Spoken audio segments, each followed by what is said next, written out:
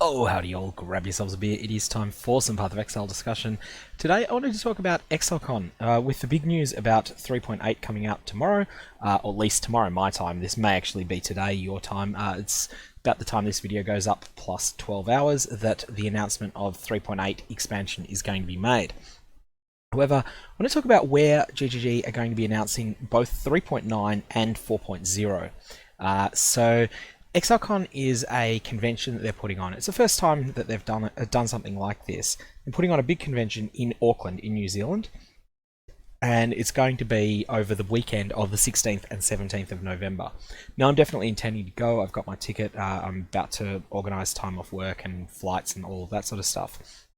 And basically, it'll be a big convention, a massive worldwide meetup of players, and it'll also be just an opportunity to talk to some of the people that make the game, and also to talk to other people in the Path of Exile community that you might have engaged with, both on YouTube, on Reddit, inside the game, and the like. But also just to basically have an excuse to have a holiday in New Zealand. Now, being an Australian myself, getting to New Zealand isn't a particularly big deal for me. It's sort of flying from where I am in Melbourne over to Auckland is not much bigger a deal. In fact, it's about the same sort of deal as it would be flying from the west coast of the United States to the east coast, or say flying from Berlin to Paris or something like that. It's a very commonly flown route, lots of carriers, and it's pretty cheap. Obviously, it's a lot more expensive for people that are coming from the United States, where I know that a third of the people watching my videos come from, or from Europe, where I think it's about 25% come from there. But if you're in Australia or in Asia, it's definitely worth giving some thought to coming along to it. Now, so what's happening in the convention? So firstly, they're announcing the 3.9 expansion, which will be a challenge league and will have a number of ongoing effects on the game as well. So if you think of what 3.7 was the Legion League, and as well as the Legion League, it was the Melee overhaul. As well as the Melee overhaul, it was a number of small things like divination cards, unique items, and Fractal Thoughts being one of the most impactful unique items in recent years. And that's a normal expansion. But then there's the announcement of 4.0's mega expansion, they're calling it. To give you a sense of what's been involved in the other mega expansions so far. So 1.0.0 was the introduction of Dominus. Act 3 was rolled out in 2 phases, and this was the formal launch of Path of Exile as a game that was no longer in closed beta, or in closed beta and then open beta. I think there was an open beta as well. 2.0.0 was the introduction of Act 4. The introduction of Act 4 came with a lot of other things as well. It came with divination cards, it came with duels, and it came with a number of other systems changes. 3.0.0 was bigger still, and that was the introduction of Acts 5, 6, 7, 8, 9, and 10. The whole Sin and Innocence storyline, the whole Pantheon storyline, all of that came about in 3.0.0.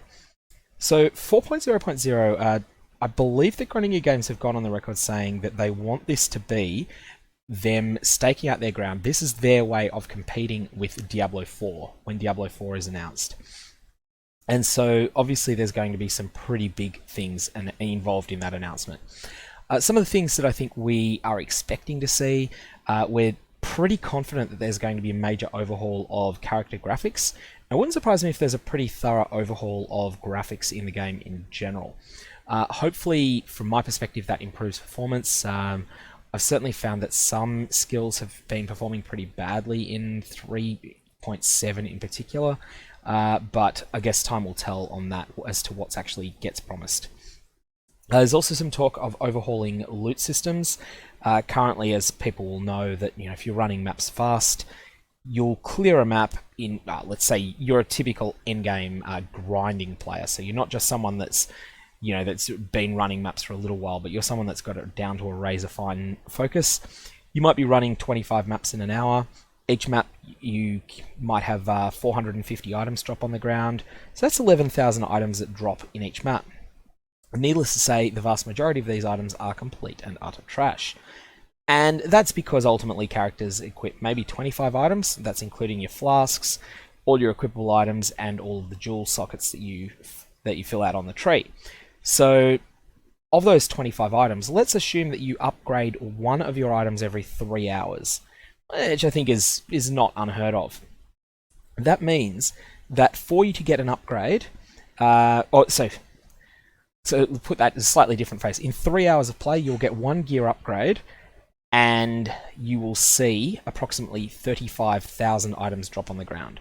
That means that more than 99.99% of those items that drop on the ground are of no interest to you whatsoever. In any case, I think GGG aren't particularly happy with this. Certainly a lot of players aren't. They want items that drop on the ground to have more potential to be maybe not great, but at least good. And so there's some talk that there'll be an overhaul of loot systems to allow that. In any case, nothing final. I'm also speculating, and this is me speculating without any evidence to back it up, speculating that there will be some sort of major changes, like a new endgame system. We've had the delve mines, we've had the mapping system. Mapping system's been around longer than I've been playing the game. The delve mines have been around for a year and a bit now, and they're the two main sort of endgame progression through content systems. I feel that there's probably going to be another one coming up in 4.0.0, but again, pure speculation here.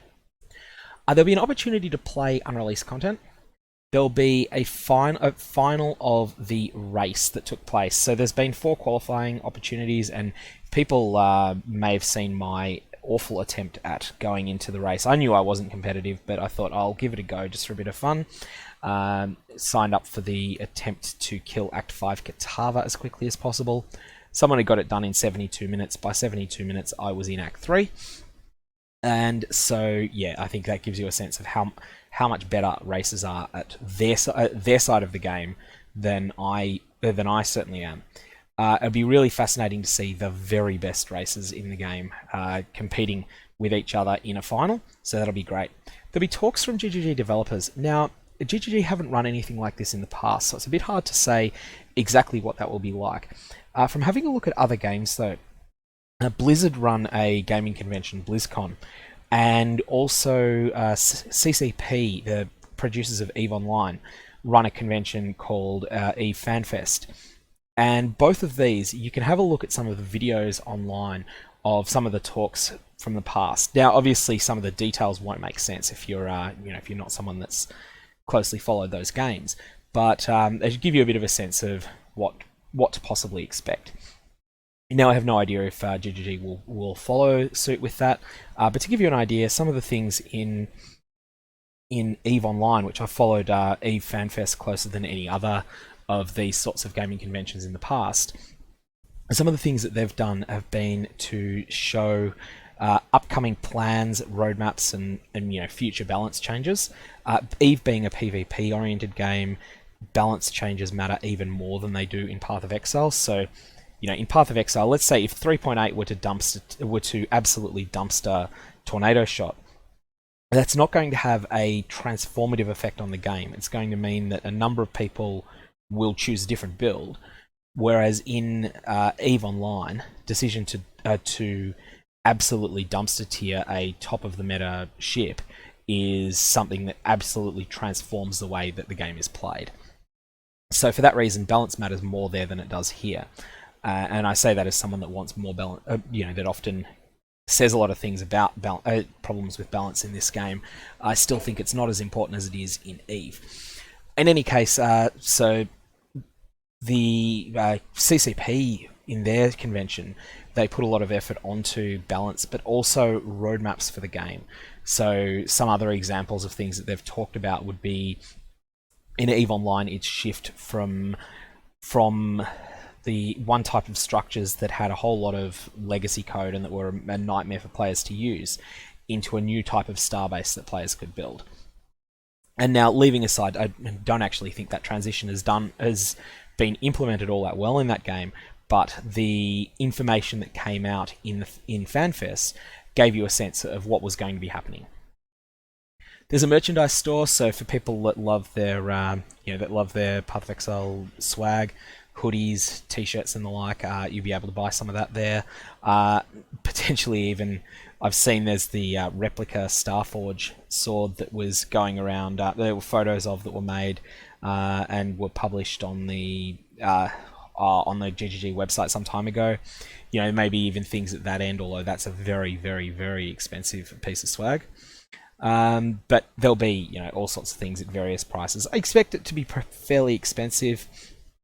There's no real economies of scale at a convention like this, and there's not really any incentive for the prices to be cheap either. There's an opportunity to meet other community members. That will be one. I think that's going to be one of the real highlights. There's a whole bunch of popular streamers that play this game, which I'm sure you probably already know. People like Mr. Extreme recently, Tarkcat, who is seems to be a great guy and has been reasonably unwell, but has got medical clearance to come along to Exilecon, so that'll be great. Be great for him to be able to get along to it. People like Ziggy D, who's I believe is nowadays the most popular streamer of Path of Exile when he's focusing on PoE, and he also plays a lot of other games as well. And yeah, so there'll be a whole lot of people that you may have heard of in the community, be able to potentially meet them, potentially go out drinking with them, all sorts of things like that. Exclusive digital microtransaction. If you're going along, yeah, you'll get a piece of in-game swag. And then there's an Exilecon party.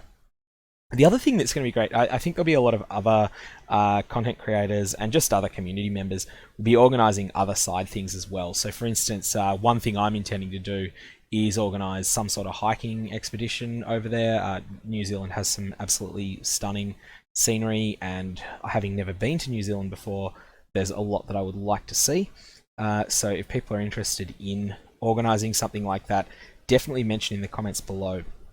I'm thinking of being in New Zealand for roughly, I'll probably be leaving Australia on the Tuesday the 12th.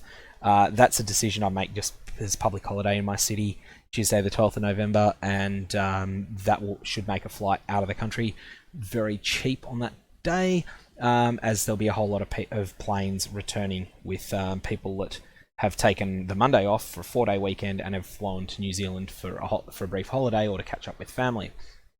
So for that reason, just on the frugal side, I'm thinking I'll fly out on Tuesday the 12th and then stay in New Zealand for maybe 2 or 3 days after the convention as well. During that time, I definitely want to organise some sort of hiking trip and some sort of karaoke bar visit. And so if anyone's interested in that, definitely give me a sense of your itinerary. I haven't booked my flights yet, so I'll work that out once I've got more information.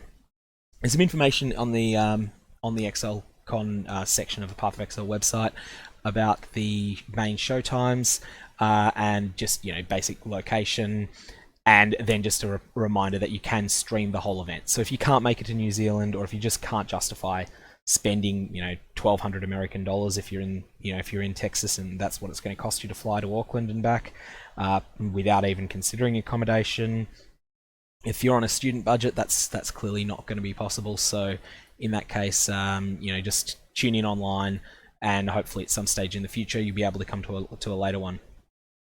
So tickets cost 200 American for the regular ticket, and then the VIP ticket, if it's available again, 500 American, and there was also an Ultra VIP ticket for 3 times that price, but they sold out, I think, within 20 minutes of them going up.